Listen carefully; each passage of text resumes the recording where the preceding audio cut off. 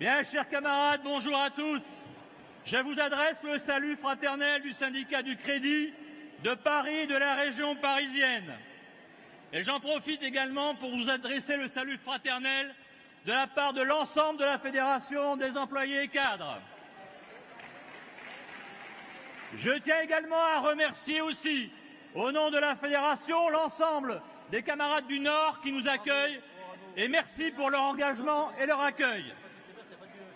Le premier sujet que je souhaite évoquer ici est celui des ordonnances Macron-Pénicaud sur le Code du travail. C'est une révolution, chers camarades, mais une révolution au service du seul patronat. Car ces ordonnances affaiblissent les droits collectifs de tous les salariés du secteur privé et elles aggravent l'inversion de la hiérarchie des normes au détriment de la branche professionnelle. C'est de fait le tout entreprise au service de la seule entreprise. Plus le gouvernement et le patronat parlent de dialogue social, et moins il existe. Ainsi, la fusion des IRP en un comité social économique, voire en un conseil d'entreprise ayant la capacité de négocier, représente une volonté d'amoindrir les droits des représentants des salariés et de retirer le droit de négocier aux seuls délégués syndicaux. La disparition du CHSCT répond à une revendication patronale de la suppression de l'instance la plus importante et la plus efficace en matière de santé et de sécurité au travail. Nous savons déjà que la seule fusion des IRP se concrétise par la disparition de plus de 200 000 mandats sur les 700 000 existants en France.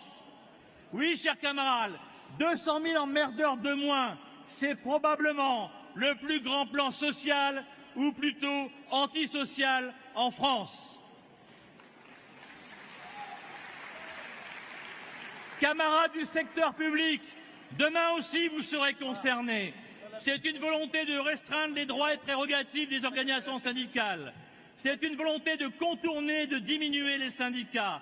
C'est une attaque frontale envers le syndicalisme libre et indépendant.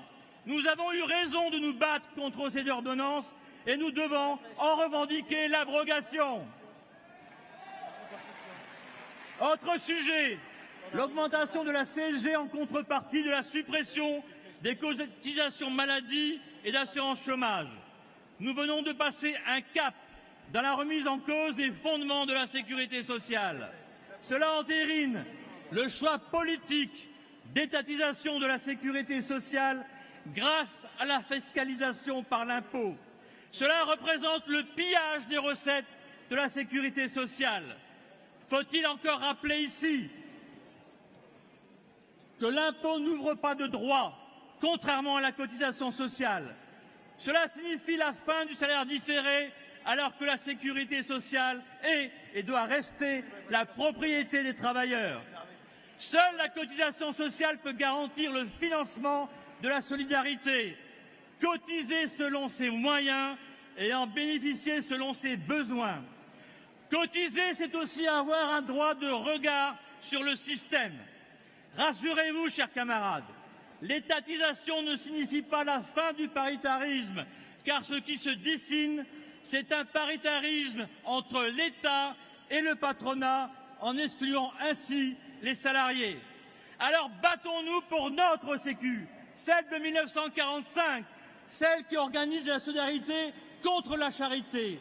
La Sécu nous appartient. On s'est battu pour la gagner, on se battra pour la garder. Reprenons-la.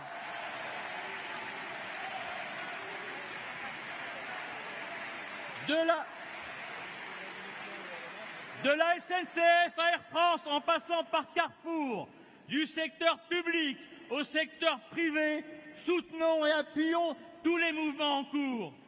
Chers camarades, au moment où nous célébrons les 70 ans de la création de notre confédération, il est toujours nécessaire de rappeler que nous sommes un syndicat et pas un parti politique, que nous sommes des militants syndicaux et pas des militants politiques, et nous ne sommes pas des réformateurs. Vive le syndicalisme indépendant, vive la Confédération Générale du Travail, force ouvrière. Bravo. Bravo mon camarade, pile poil 5 minutes.